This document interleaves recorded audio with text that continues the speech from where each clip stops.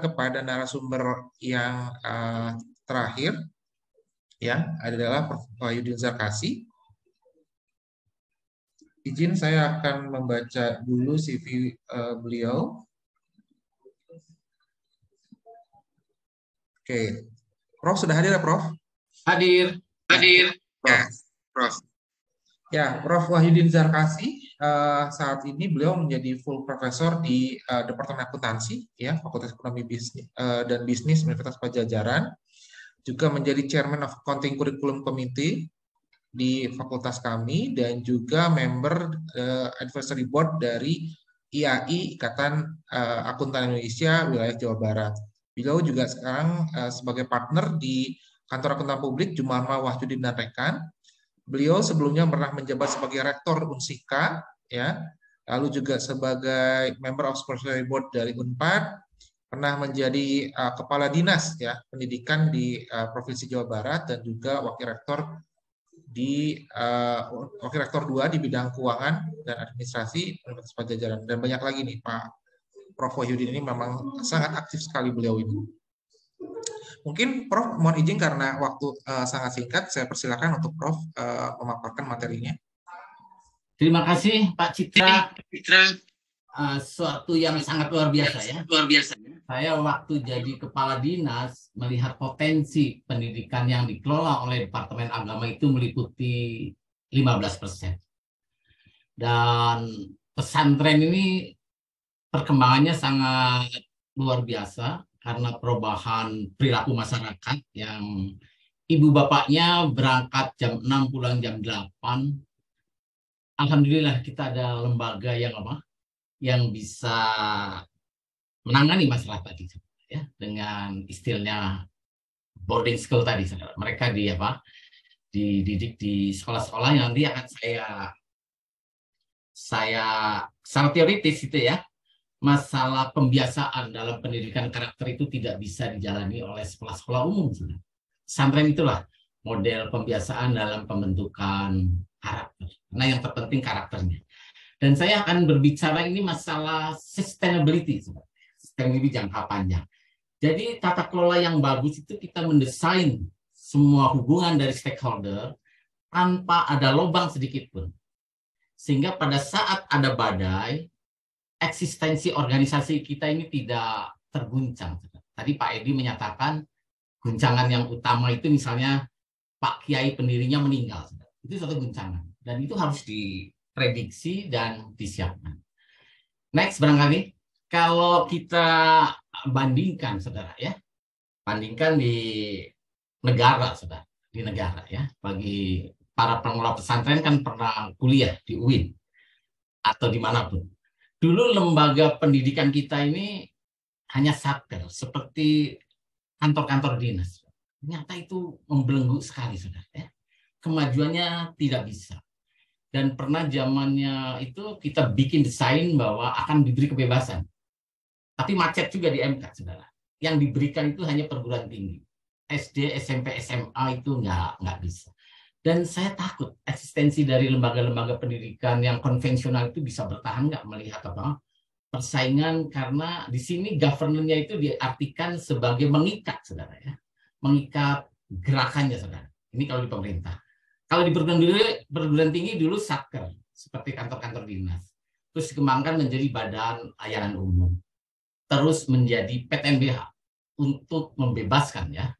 Bukan di governing diatur oleh pemerintah, tapi diberi kebebasan untuk mengatur dirinya sendiri. Dan pesantren sangat luar biasa, saudara. Sebenarnya pesantren sudah merupakan badan layanan hukum yang mandiri, saudara. Tapi kita khawatir, saudara. Kalau pemerintah karena khawatir, lembaga itu dibikin satker dulu, bikin BLU, diikat terus, saudara, supaya sustainable-nya jalan. Kalau di pesantren bebas dulu, saudara. Tapi bebas ini bisa jangka panjang nggak? Bisa jangka panjang nggak? Kalau tidak ada tata kelola yang baik. Dan kita lihat ya, kalau di pemerintahan itu dulu biasanya kita lihat BUMN, Damri, saudara, sebagai jawatan. Nggak bebas dijadikan perusahaan umum. Perusahaan umum dewasa sedikit, dikasihin pesero. Terus governance-nya sudah dewasa, bisa go go public, saudara. Jadi itu contoh barangkali tadi, saudara. Perusahaan-perusahaan swasta pun sama, saudara. Dalam rangka sustainable usaha ini, orang tuanya khawatir, saudara. Dia sebenarnya nggak butuh duit, saudara. Dia nggak butuh duit, tapi dia jual sahamnya di pasar modal dalam rangka untuk memperbaiki, karena bursa efek itu akan otoritas akan memaksa, saudara, bahwa perusahaan itu akan harus governance. Kenapa mereka melakukan demikian? Karena mereka takut kalau pendirinya meninggal, maka tata kelolanya sudah rapi, sudah berjalan, tidak ada lagi bentrokan karena warisan dan sebagainya. Demikian juga pemerintah. Tujuan melantaikan di bursa itu sebenarnya dalam rangka apa? Supaya pasar yang mengelola, bukan pemerintah lagi. Jadi memang karena butuh duit atau pengen tata kelolanya lebih baik. Dan kita pun harus berpikir demikian, saudara. Pesantren pertanian yang potensinya sangat luar biasa, kalau kita AB secara nasional kita akan rugi, saudara. Dan kita lihat banyak perguruan-perguruan terutama ya di kota-kota besar itu hanya menunggu bom waktu, saudara. Mereka konflik yayasan dengan rektornya, terus banyak pemilikan lahan atas nama pribadi, sehingga saya sering menangani konflik tadi, ya sudah dijual saja ke yayasan yang lain, mereka dapat uangnya, selesai, daripada berkonflik. Ada yang saya lihat 30 tahun berkonflik sebenarnya karena masalah kepemilikan pada saat bagi waris. Saya nggak nakut-nakuti, tapi ini cuma nunggu bom waktu saja. Kalau kita tidak buat tata kelola yang tidak ada lubangnya sama sekali, sehingga biarpun badai yang luar biasa itu kita tetap eksis untuk keberlanjutan lembaga ini, karena luar biasa lembaga ini. Next. Oke. Kita luar biasa, kita kenapa perlunya lembaga ini, saudara? Lihat di Undang-Undang Sisdiknas, kita seperti membentuk malaikat, orang-orang yang mendekati kesempurnaan, berakhlak mulia, sehat, berilmu, cakap, kreatif, dan sebagainya.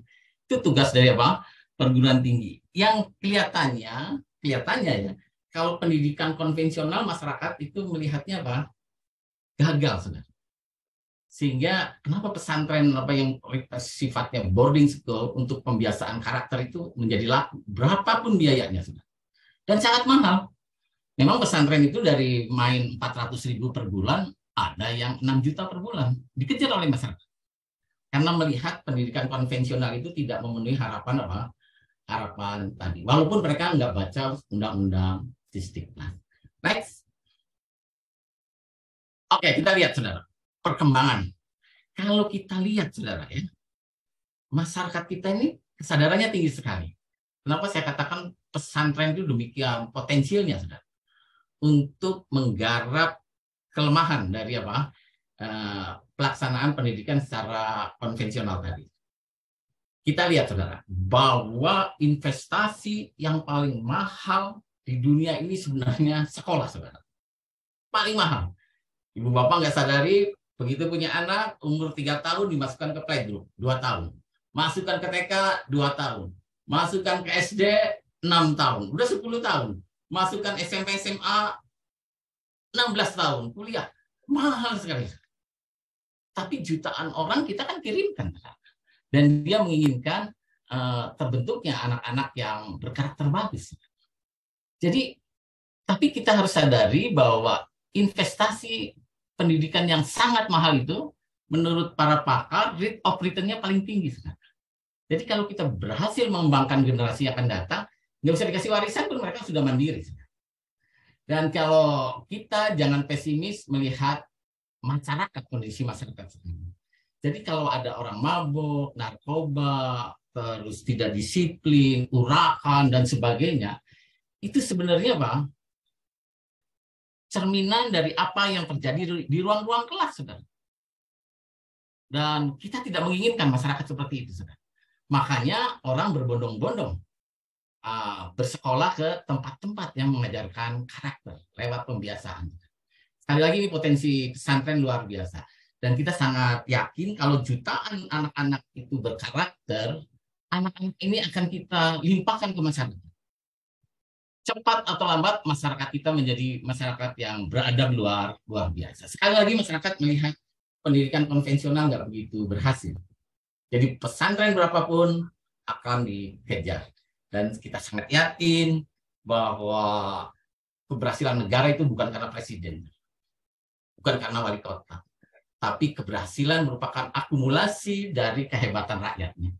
Mudah-mudahan dengan sumbangsi pesantren ini akan menggelontorkan jutaan anak-anak yang baik sehingga masyarakat kita bisa bagus.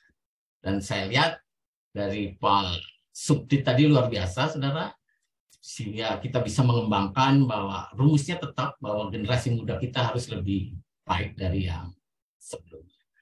Jadi saya lihat fundamental sumber daya manusia itu perkembangannya yang lewat pendidikan pesantren ini sangat, itulah yang diharapkan oleh masyarakat sesuai dengan undang-undang Diskriminas. Next. Oke. Ini luar biasa, saudara. Hanya ada di Indonesia, saudara. Hanya ada di Indonesia.